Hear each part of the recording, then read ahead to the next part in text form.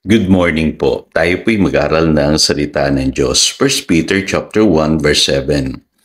Ang gintong nasisira ay pinaparaan sa apoy upang malaman kung talagang dalisay. Gayon din naman ang inyong pananampalataya na higit na mahalaga kaysa ginto ay pinaparaan sa pagsubok upang malaman kung ito'y talagang tapat.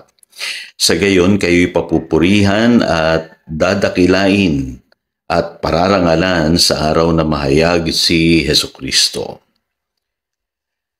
Ano po bang ibig sabihin nung we live by faith, not by sight? Ano po? Kadalasan po, ang naiisip natin dyan ay yung pananampalataya ay minsan lamang po nating i-apply sa ating buhay. Pero hindi po ganoon ang ibig sabihin po nung we live by faith or we walk by faith, not by sight. Ang pananampalataya po ay dapat ina-apply natin sa bawat sandali ng ating buhay, sa lahat ng sitwasyon, sa lahat ng pagkakataon. Kaya minsan po, may katanungan sa ating isipan, ano po? Kadalasan po ganito yung tanong bakit parang hindi ko nararanasan ang pagkilos ni Lord sa panahon na ako'y dumadaan sa pagsubok? Ang sagot po dyan, simple lang. Hinihintay ng Diyos na i-exercise mo kapatid ang iyong pananampalataya kasi gusto ng Lord i-apply mo yung iyong pananampalataya sa lahat ng sitwasyon na iyong pinagdaraanan sa buhay. Kaya makikita niyo po dun sa kwento sa Mark chapter 9 verses 21 to 24 na kung saan may isa pong ama na inilapit niya yung kanyang anak sa Panginoong Hesus. Yung kanyang anak ay pinahihirapan ng masamang espiritu. Kung tutuusin po, pwedeng tulungan ng Panginoong Hesus itong lalaking ito. Kasi itong lalaking ito, nung lumapit siya, tinanong niya ang Panginoong Hesus, sabi niya, kung may magagawa kayo. Pero ang sagot ng Panginoong Hesus sa kanya, kung may magagawa ako, sabi niya, mangyayari ang lahat sa taong may pananampalataya. Kita po ninyo, no? Walang question po sa kayang gawin ng Panginoon. Ano po?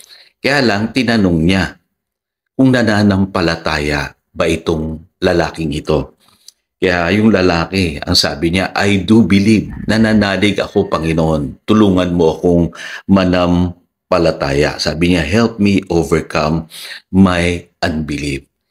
Kaya pagkatapos po, nasabihin ng lalaking yun, yung ako'y nananampalataya, saka lamang po pinagaling ng Panginoon, pinalaya yung kanyang anak na pinapahirapan ng masamang espiritu. So, walang question po sa kapangyarihan ng Panginoong Hesus. Pero bakit kailangan niya pang sabihin doon sa lalaki na everything is possible for him who believes? Kasi mai-apply dapat yung pananampalataya sa panahon na kung saan dumadaan tayo sa iba't ibang uri ng pagsubok. Ngayon, what is the purpose of faith? Ano ba ang purpose ng faith? No? Simple lang. Ano po, ang pananampalataya, hindi lamang natin in-applyan nung naligtas tayo.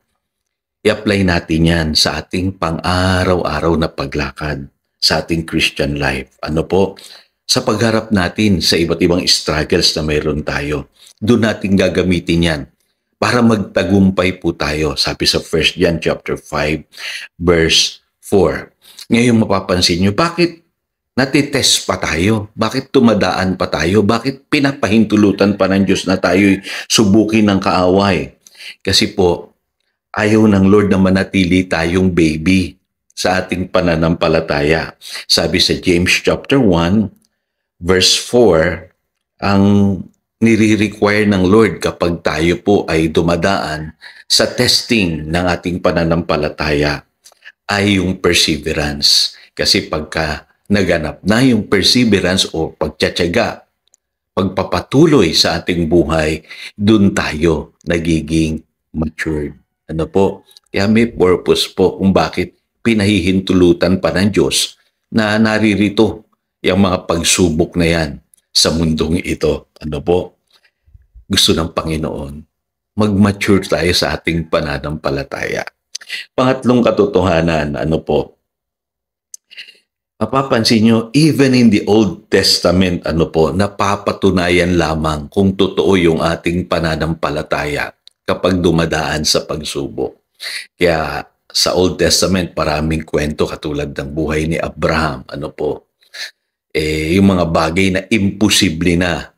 Kumbaga, kumilos pa rin ang Diyos sa buhay ni Abraham. Paano nangyari yon? Kasi nanampalataya si Abraham. Ganon din yung kwento ng maraming mga Old Testament saints. Nagaganap yung kapangyarihan ng Diyos kapag sila po ay nananampalataya. Kaya mali yung katuwiran ng iba. Sabi nila mahalaga yung mabibigo ka para maka-experience ka ng tagumpay. Well, kapatid, hindi totoo yun. Hindi lahat ng nabibigo nagtatagumpay. Ang nagtatagumpay lamang ay yung mga taong lumalakad ng may pananampalataya. Kasi malinaw po sa 1 Peter chapter 1 verse 7. Ang sabi diyan, your faith of greater worth than gold. Nire-refine po yan ng apoy, para mapatunayang tapat at tunay.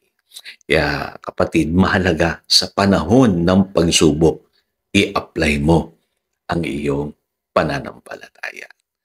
Tayo manalangin.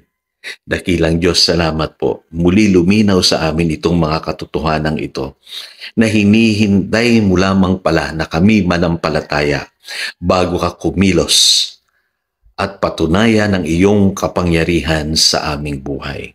Salamat at mababago pala ng pananampalataya ang aming sitwasyon sa buhay ngayon, lalo na kung kami may pinagdadaanang pagsubok at problema. Salamat, Panginoon, at dumarating ang iyong tulong, ang iyong kapangyarihan sa taong nananalig sa iyo at sa iyong salita. Salamat po sa mga katotohanan ito. In Jesus' name we pray. Amen.